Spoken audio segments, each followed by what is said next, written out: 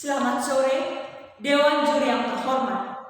Mosi debat kita yang kedua adalah pejabat pemerintah dilarang menggunakan pemengaruh media sosial atau influencer dalam mensosialisasikan kebijakannya. Baik, Dewan Juri yang terhormat, saya sebagai pembicara pertama dari tim oposisi, saya melihat bahwa pejabat pemerintah dilarang menggunakan influencer dalam mensosialisasikan kebijakannya sangatlah tidak tepat. Melihat bagaimana saya dan seluruh masyarakat Indonesia sebagian besar adalah pengguna media sosial, yang dimana menandakan bahwa seluruh informasi yang didapat awalnya bermula dari media sosial. Maka dari itu, kita perlu mendukung sosialisasi kebijakan pemerintah melalui media sosial. Mengapa saya tidak menyetujui mosi ini? Hal ini didasarkan pada alasan-alasan serta tujuan-tujuan tersendiri. Yang pertama, pada dasarnya demokrasi tidaklah berarti bahwa kekuasaan berpusat pada pemerintah. Di era digital, demokrasi yang elok adalah demokrasi akar rumput.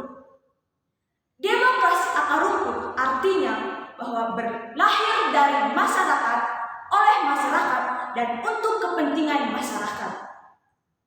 Dengan demikian, influencer menunjukkan bahwa masyarakat sendiri yang berperan aktif dalam sosialisasi kebijakan publik kepada sesama kaum masyarakat. Hal ini didasarkan pada pasal 1 Undang-Undang Dasar 1945 yang menegaskan bahwa Indonesia adalah negara demokrasi.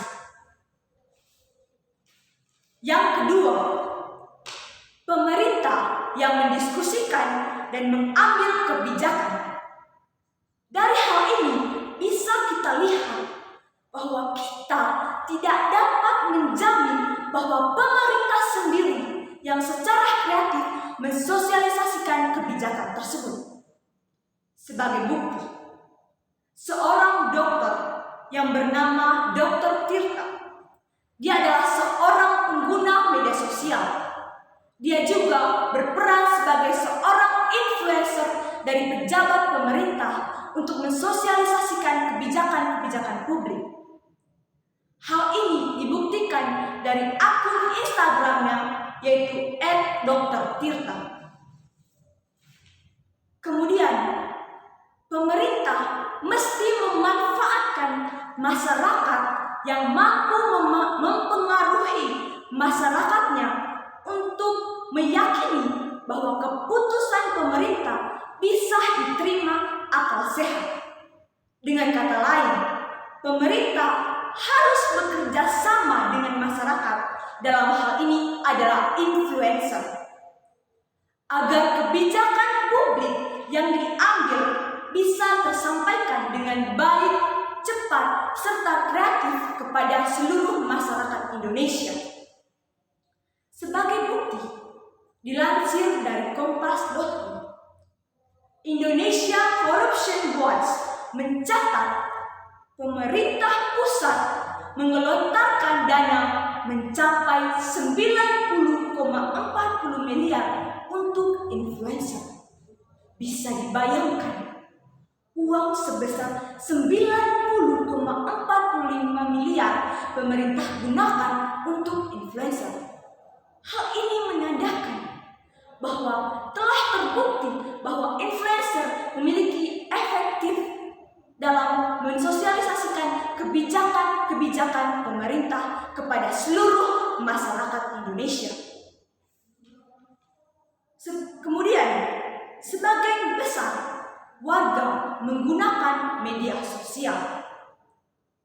Dilansir dari kompas.com, dari 274,9 juta penduduk Indonesia, 170 juta penduduk telah menggunakan media sosial, yang dimana angkanya sekitar 61,8%.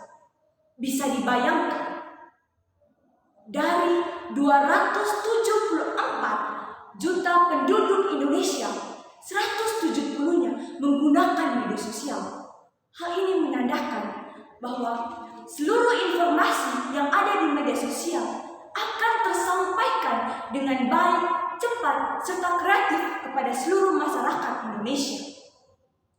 Dewan Juri yang terhormat, dari argumen yang telah saya paparkan, saya menawarkan solusi agar pejabat pemerintah perlu menggunakan influencer atau pengaruh media sosial dalam mensosialisasikan kebijakan-kebijakan yang telah mereka ambil, supaya bisa tersampaikan dengan baik, cepat, serta kreatif kepada seluruh masyarakat Indonesia. Dewan Juri yang terhormat, kesimpulan yang dapat saya sampaikan pada kesempatan kali ini, sebagian besar seluruh masyarakat Indonesia menggunakan media sosial. Di lain sisi, Indonesia merupakan negara demokrasi, yang dimana dalam sistem demokrasi, yaitu dari masyarakat, oleh masyarakat, dan untuk masyarakat itu sendiri. Maka dari itu, saya selaku pembicara pertama dari tim oposisi tidak menyetujui mosi ini, melihat bagaimana influencer telah efektif dalam menyampaikan atau mensosialisasikan kebijakan-kebijakan publik pemerintah kepada seluruh masyarakat secara baik, cepat, serta kreatif. Sekian dan terima kasih.